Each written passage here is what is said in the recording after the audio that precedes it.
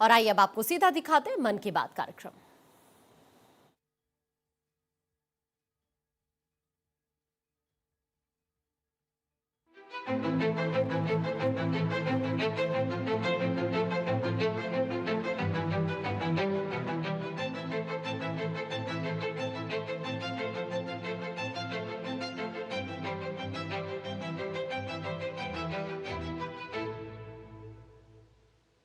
मेरे प्यारे देशवासियों, नमस्कार। मन की बात में एक बार फिर आप सबसे जुड़कर मुझे अत्यंत आनंद हो रहा है। 2026 का आधा साल बीतने को है। इन 6 महीनों में हमने मन की बात में देशवासियों की अनेक उपलब्धियों पर चर्चा की है। जून में भी देश ने कुछ ऐसी उपलब्धियां हासिल की हैं जो हर देशवासी को गर्व से भर देती हैं। ये सफलताएं देश की सुरक्षा और आत्मनिर्भरता से जुड़ी हैं। हाल ही में मुझे कोलकाता में नौसेना से जुड़े एक कार्यक्रम में शामिल होने का अवसर मिला। वहां आईएनएस दुनागिरी, आईएनएस संशोधक और आईएनएस अग्रय को भारतीय नौसेना के बेड़े में शामिल किया गया। इन शिप्स की डिजाइन और मैन्युफैक्चरिंग तक सब कुछ स्वदेशी है। साथियों, जून के महीने में ही एविएशन सेक्टर में भी देश ने एक बड़ी सफलता पाई। C295 ये विमान मेड इन इंडिया है और C295 विमान ने अपनी पहली उड़ान पूरी की है और ऐसे 40 विमान भारत में ही बनाए जा रहे हैं। इससे एमएसएमई और एरोस्पेस सेक्टर को नई शक्ति मिल रही है, रोजगार के अवसर बढ़ रहे हैं और आत्मनिर्भर भारत का संकल्प भी मजबूत हो रहा है।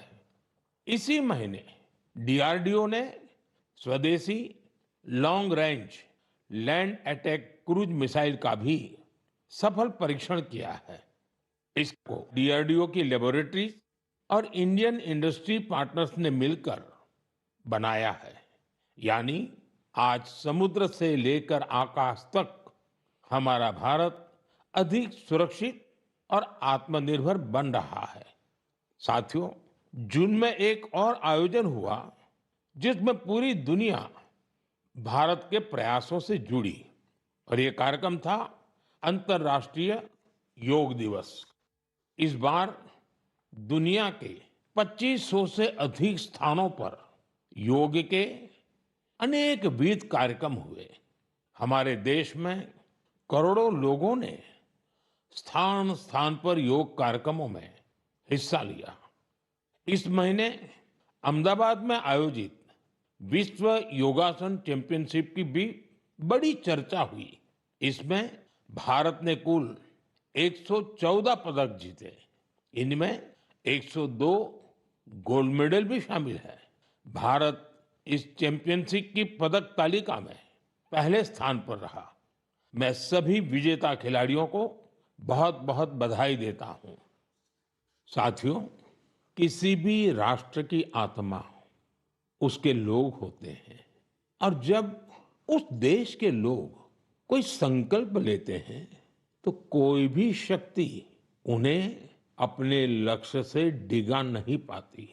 राष्ट्र निर्माण में जन भागीदारी की ये ताकत भारत की बहुत बड़ी पूंजी है और इस जन भागीदारी का हम बार बार अनुभव कर रहे हैं। साथियों, पश्चिम एशिया में बनी युद्ध की स्थितियों को देखते हुए मैंने देशवासियों से कुछ आग्रह किए थे। मैंने कहा था कि जहां तक संभव हो कुछ समय के लिए गोल्ड सोना खरीदने से बचें। लोगों से कहा था कि विदेश में छुट्टियां मनाने से बचें।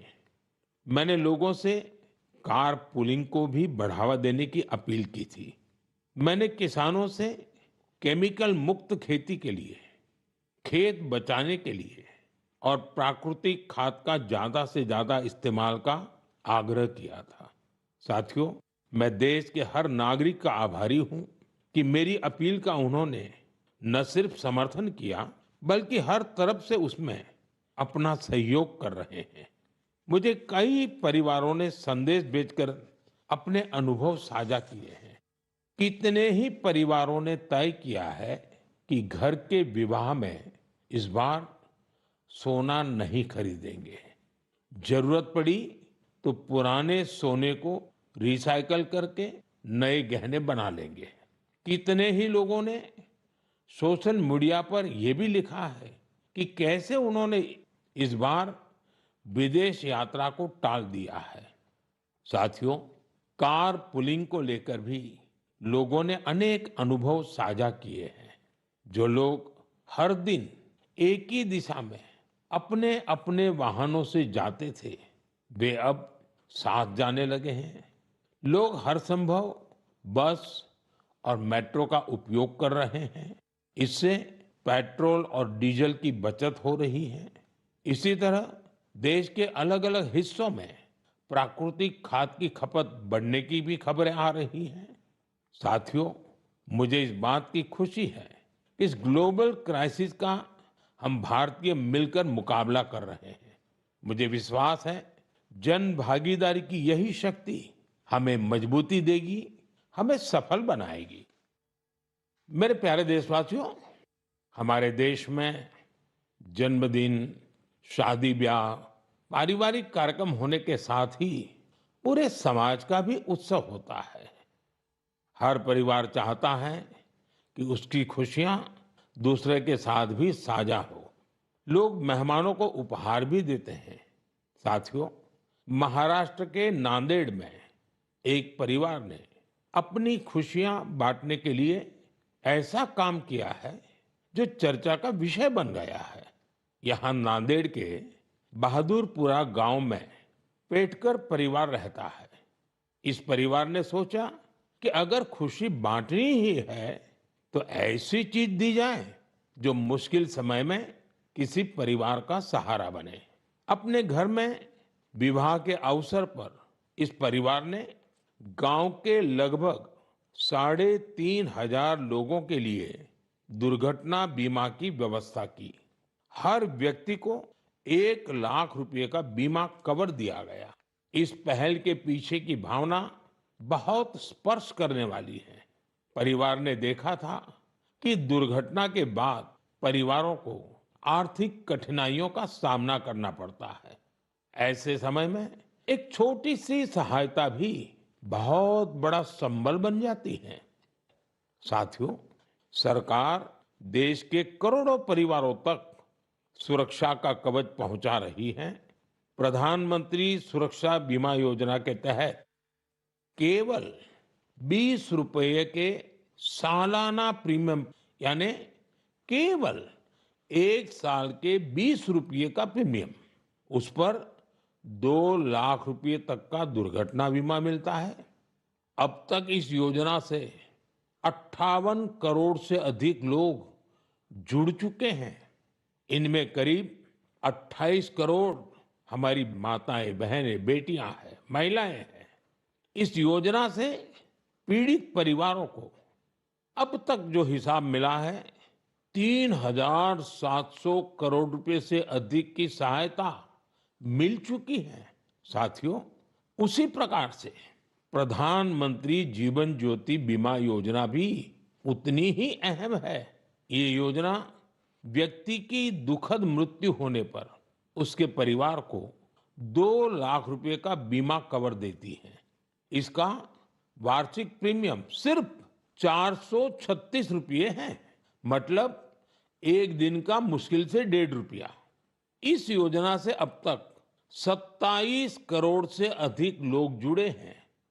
इसके तहत देश के करीब 11 लाख परिवारों को करीब 22,000 करोड़ रुपए की सहायता मिल चुकी है। ये आंकड़े बहुत बड़े हैं। इन आंकड़ों के पीछे लाखों परिवारों की अपनी अपनी कहानी है। कहीं किसी माँ को बच्चों की पढ़ाई जारी रखने में सहायता मिल गई, कहीं किसी पत्नी को घर की जिम्मेदारियां संभालने का सहारा मिल गया।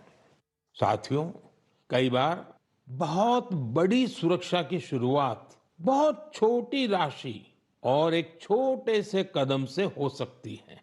छोटा सा भी निर्णय बहुत बड़ा बदलाव करता है। मेरा आप सभी से आग्रह है कि अपने परिवार में इन योजनाओं की जानकारी जरूर साझा करें।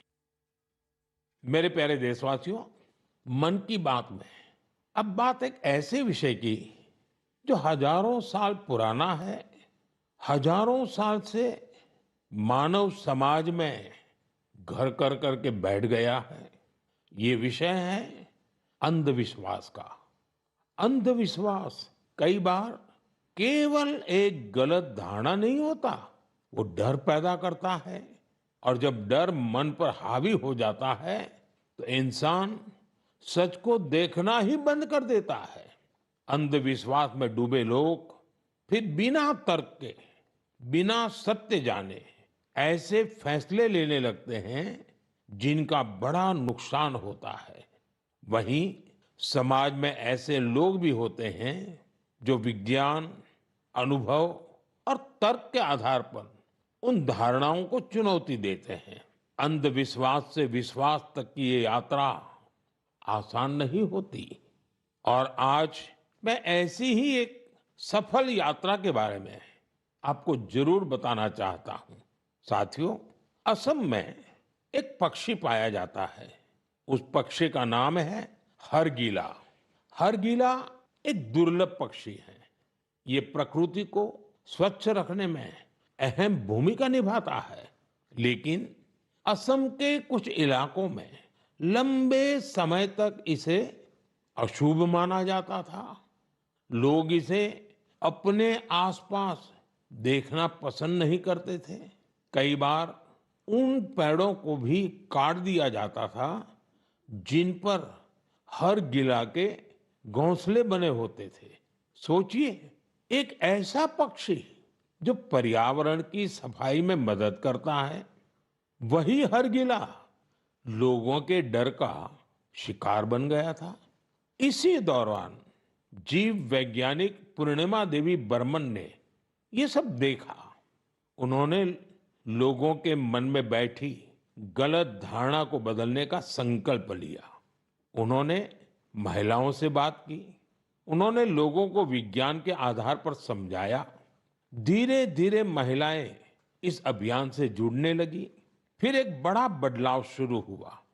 जिस पक्षी को कभी अशुभ मानकर भगाया जाता था, वही गांवों की पहचान बनने लगा। हजारों ग्रामीण महिलाएं हरगिला को बचाने के लिए आगे आई। आज उन्हें हरगिला आर्मी के नाम से जाना जाता है। इन महिलाओं ने समाज के साथ संघर्ष भी किया। समाज को समझाने के लिए दिन रात काम किया और अंधविश्वास को पीछे छोड़ करके रहे। उन्होंने दिखाया है, जब सही जानकारी पहुंचाई जाती है तो वर्षों पुरानी सोच भी बदल सकती है। साथियों, मैं अक्सर कहता हूं, जो खेलता है वो खिलता है। आज देश में ऐसे युवाओं की संख्या बहुत तेजी से बढ़ रही है, जो खेल भी रहे हैं और खिल भी रहे हैं। पहले की तुलना में अब कहीं अधिक युवा खेलों को कैरियर के रूप में अपना रहे हैं। मुझे नागालैंड के दो ऐसे प्रयासों के बारे में जानकारी मिली है जो बहुत दिलचस्प है। पहला प्रयास है नागालैंड बेबी लीग। नाम सुनकर आपको जरूर लगता होगा कि ये बहुत छोटे बच्चों की कोई साधारण लीग होगी, लेकिन ऐसा नहीं है। ये 5 से 10-12 साल की आयु के छोटे छोटे बच्चे, फूल जैसे बच्चों की एक असाधारण लीग है। और इन बच्चों के फुटबॉल खिलाड़ियों की एक ऐसी लीग है जो उनकी रफ्तार को और प्रतिभा के लिए उनको प्रेरित भी करती हैं और उनकी पहचान भी बनाती हैं। इसकी शुरुआत नागालैंड के अधिक से अधिक बच्चों को फुटबॉल से जोड़ने के लिए हुई थी। 5 से 12 वर्ष तक के लड़के और लड़कियां इसमें हिस्सा ले सकते हैं। ये लीग अब अपने 3 वर्ष पूरे कर चुकी है। इस लीग का बच्चों के मन पर बहुत अच्छा प्रभाव पड़ा है। साथियों, नागालैंड में एक और अच्छा प्रयास हो रहा है। इसका नाम है नागालैंड विमेन फुटसल लीग। हो सकता है आपके लिए ये फुटसल एक नया नाम होगा। मैं आपको बताता हूं, फुटसल को इंडोर फुटबॉल भी कहा जाता है। इसमें एक टीम में केवल 5 खिलाड़ी होते हैं। खेल का मैदान भी फुटबॉल के मैदान से बहुत छोटा होता है। इस कारण खिलाड़ियों को तेज फैसले लेने होते हैं। उन्हें अपनी टेक्निक और स्किल का बेहतर इस्तेमाल करना पड़ता है। नागालैंड की विमेन फुटसल लीग हमारी बेटियों को अपनी प्रतिभा दिखाने का अच्छा अवसर दे रही है। मैं ऐसी पहलों के लिए नागालैंड के लोगों की सराहना करता हूं। ऐसे प्रयास देश के दूसरे हिस्सों को भी प्रेरणा देते हैं। साथियों, ये टेक्नोलॉजी का युग है। हर दिन नई रिसर्च हो रही है, नए नए एआई इनोवेशन सामने आ रहे हैं। इस दौर में एक सवाल बहुत महत्वपूर्ण है, लोगों की क्रिएटिविटी को कैसे बचाए रखा जाए। नई टेक्नोलॉजी के साथ आगे बढ़ते हुए हम अपनी जड़ों से कैसे जुड़े रहें, इन सवालों का समाधान खोजा है नालंदा विश्वविद्यालय ने। हजारों साल पुरानी हमारी नालंदा विश्वविद्यालय अब नए अवतार के रूप में भारत का भाग्य गढ़ रही है। 2 साल पहले मुझे नालंदा विश्वविद्यालय के नए परिसर के लोकार्पण का अवसर मिला था। नालंदा विश्वविद्यालय ने शास्त्रार्थ की हमारी प्राचीन परंपरा को फिर से जीवन किया है। शास्त्रार्थ केवल अपनी बात रखने का माध्यम नहीं है, ये वाद, संवाद और मंथन की एक अनुशासित प्रक्रिया है। इसमें तर्क के साथ, तथ्य के साथ अपनी बात कहना बहुत जरूरी होता है और उसमें आपकी महारत होनी चाहिए। दूसरों के विचारों को धैर्य से सुनने और समझने की सीख भी इस शास्त्रार्थ की प्रक्रिया से मिलती है। मुझे खुशी है कि नालंदा विश्वविद्यालय ने इसे अपने दीक्षांत समारोह का हिस्सा बनाया। इसमें भाग लेने वाले करीब आधे स्टूडेंट्स अन्य देशों से आए थे। एक प्राचीन परंपरा को आज के समय से जोड़ने का ये प्रयास बहुत सराहनीय है। मैं इसके लिए नालंदा विश्वविद्यालय को बहुत बहुत बधाई देता हूं। मैं देश के दूसरे विश्वविद्यालयों से भी आग्रह करूंगा कि वे ऐसी पहल पर विचार करें। साथियों, जड़ों से जुड़े रहकर युवाओं को नई टेक्नोलॉजी के लिए तैयार करने का एक और अच्छा प्रयास हो रहा है। दिल्ली में स्थित central Sanskrit university artificial intelligence और डेटा साइंस में बीटेक प्रोग्राम शुरू करने जा रही है। ये आधुनिक टेक्नोलॉजी को भारत के पारंपरिक ज्ञान से जोड़ने की दिशा में एक महत्वपूर्ण कदम है। इससे भारतीय भाषाओं के लिए नए एआई टूल्स तैयार करने में मदद मिलेगी। हमारे प्राचीन ग्रंथों और पांडुलिपियों को डिजिटल रूप में संरक्षित करने के काम को भी नई गति मिलेगी। मैं सेंट्रल संस्कृत यूनिवर्सिटी को इस प्रयास के लिए बहुत बहुत शुभकामनाएं देता हूं। साथियों, आज भारतीय संस्कृति दुनिया के अलग अलग हिस्सों तक पहुंच रही है। हमारे गीत, संगीत और आध्यात्म को दुनिया भर के लोग जान रहे हैं और अपना रहे हैं। भारत से हजारों किलोमीटर दूर कैरिबियन सागर में डोमिनिकन रिपब्लिक नाम का एक देश है। वहां भारतीयों की संख्या करीब 100 है, शायद उससे भी कम होगी। इसके बावजूद भारतीय संस्कृति और अध्यात्म से जुड़ा एक बहुत अच्छा प्रयास वहां हो रहा है। वहां स्पेनिश बोलने वाले कुछ लोगों ने एक टीम बनाई है। इस टीम का नाम है ब्रह्म कमल डोमिनिकाना। टीम के सदस्य मिलकर वैदिक साहित्य का अध्ययन करते हैं। वे वैदिक मंत्रों का उच्चारण भी सीख रहे हैं। उन्हें इसकी कोई फॉर्मल ट्रेनिंग नहीं मिली है, लेकिन उन्होंने ऑडियो रिकॉर्डिंग सुनकर वैदिक मंत्रों का सही उच्चारण सीखा है। आज वे कई मंत्रों का बहुत अच्छे से जाप कर लेते हैं। इनमें पुरुष सूक्तम, श्री सूक्तम, श्री रुद्रम, दुर्गा सूक्तम और देवी महात्म्य शामिल है। भारत से इतनी दूर रहकर हमारी परंपराओं को सीखने का उनका ये प्रयास बहुत प्रेरक है। मैं ब्रह्म कमल डोमिनिकाना वहां के सभी सदस्यों को उनके प्रयासों के लिए शुभकामनाएं देता हूं।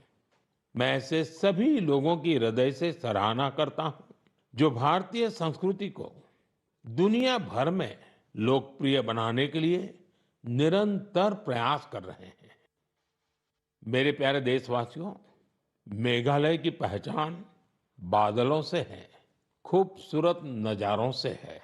जो मेघालय जाता है उसे वहां के लोगों का अपनापन भी लंबे समय तक याद रहता है। लेकिन मेघालय की एक और विशेषता है जिसकी मैं आज मन की बात में आपसे चर्चा करना चाहता हूं। ये है मेघालय के रूट ब्रिज। रास्ता वाला रूट नहीं, जड़ों वाला रूट। इन रूट ब्रिजों की कहानी बहुत रोचक है। ये ब्रिज कुछ दिनों या कुछ वर्षों में नहीं बनते। इन्हें तैयार होने में कई दशक लगते हैं। रबर के पेड़ों की जड़ों को धीरे धीरे दिशा दी जाती है। इन जड़ों को जल धाराओं के पार ले जाया जाता है। समय के साथ वही जड़ें एक मजबूत ब्रिज का रूप ले लेती हैं। इन ब्रिजों की एक और विशेषता है, ये जीवित ब्रिज है। समय बीतने के साथ ये और मजबूत हो जाते हैं।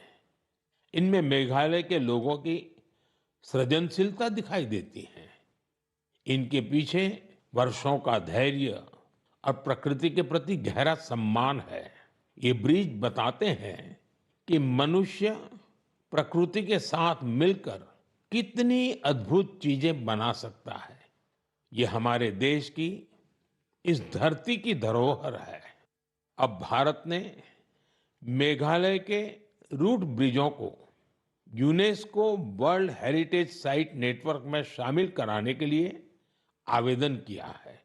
साथियों, क्लाइमेट चेंज के कारण इन रूट ब्रिजों के सामने कई चुनौतियां भी आती हैं। ऐसे समय में मेघालय के लोगों ने इस प्राकृतिक धरोहर के संरक्षण की जिम्मेदारी भी बखूबी निभाई है। पहले ये पता लगाना भी आसान नहीं था कि ऐसे ब्रिजों की संख्या कितनी है। स्थानीय लोगों ने खुद इनकी गिनती शुरू की। इसके बाद समुदायों ने इन ब्रिजों की देखभाल की जिम्मेदारी भी संभाली। आज स्थानीय लोग 120 से अधिक रूट ब्रिजों की देखरेख कर रहे हैं। कुछ टीमें हर साल इन पुलों की स्थिति की जांच करती हैं। कुछ लोगों ने आसपास के क्षेत्र को मजबूत बनाने के लिए नर्सरी भी तैयार की है।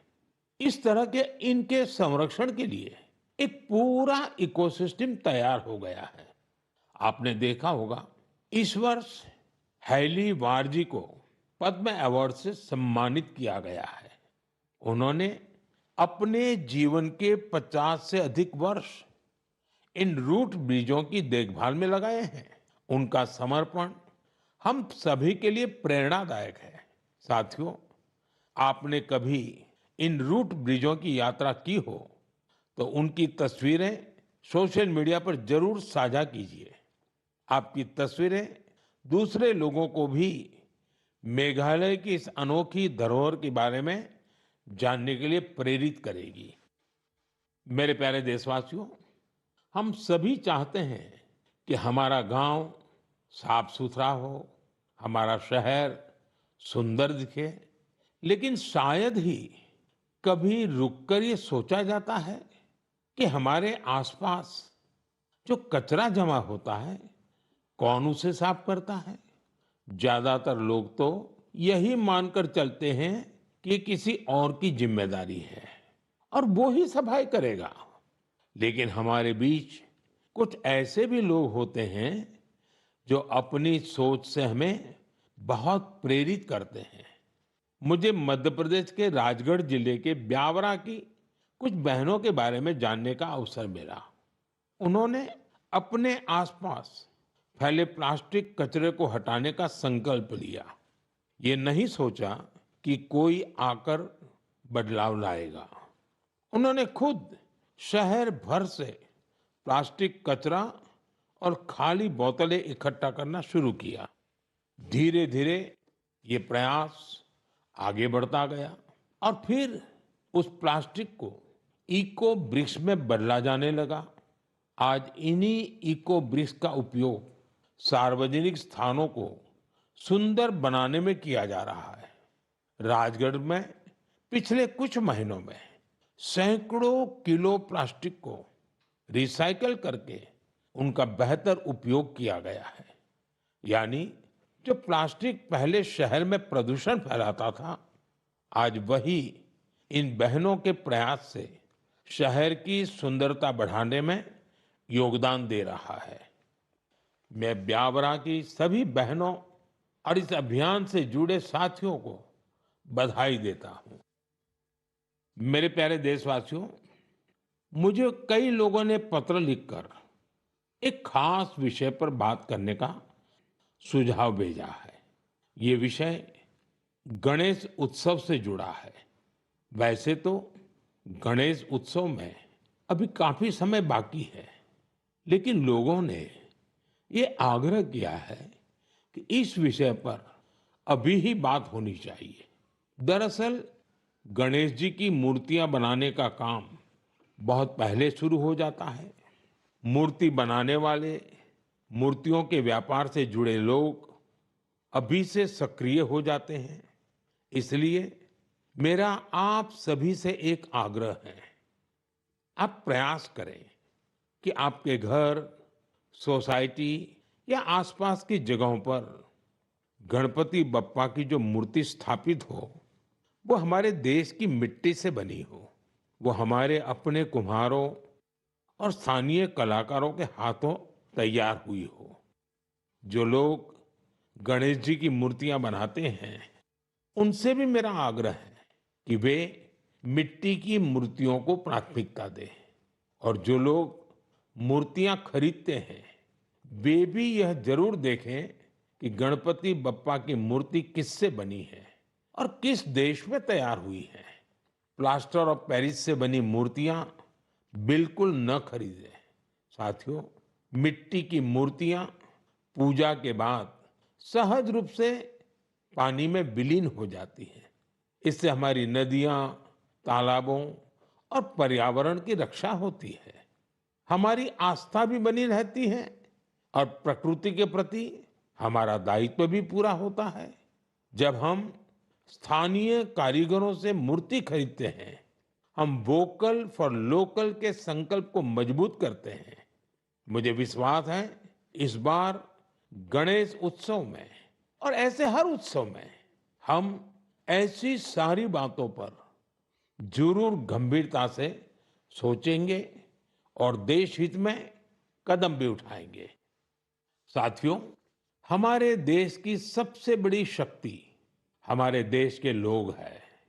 देश के अलग अलग हिस्सों में हो रहे छोटे बड़े प्रयास हमें बहुत कुछ सिखाते हैं। ये प्रयास बताते हैं कि जब मन में संकल्प हो और समाज का साथ मिले तो कोई भी बड़ा बदलाव लाया जा सकता है। आप अपने आसपास हो रहे ऐसे प्रयासों के बारे में मुझे जरूर लिखते रहिए। अपने विचार और अपने सुझाव भेजते रहिए। हो सकता है आपके आसपास की कोई छोटी सी पहल पूरे देश के लिए प्रेरणा बन जाए। अगले महीने हम फिर मिलेंगे, देशवासियों के कुछ नए प्रयासों की चर्चा करेंगे। तब तक आप अपना और अपने परिवार का ध्यान रखिए। और हाँ, जल संचय तो करना ही करना है। बारिश के पानी की एक एक बूंद को हमें बचाना है। कैच द रेन, ये अभियान जरा भी ढीला नहीं होने देना है। तो मेरा खास आग्रह है, वर्षा का बूंद बूंद पानी हम मिलकर के बचाएं। बहुत बहुत धन्यवाद। नमस्कार। मोदी के मन की बात आप यहां पर सुन रहे थे। कई मुद्दों का जिक्र यहां पर पीएम करते हैं। गणेश चतुर्थी का जिक्र प्रधानमंत्री ने किया। बारिश के पानी को आप कैसे बचा सकते, इसका भी जिक्र करते हुए प्रधानमंत्री नजर आए।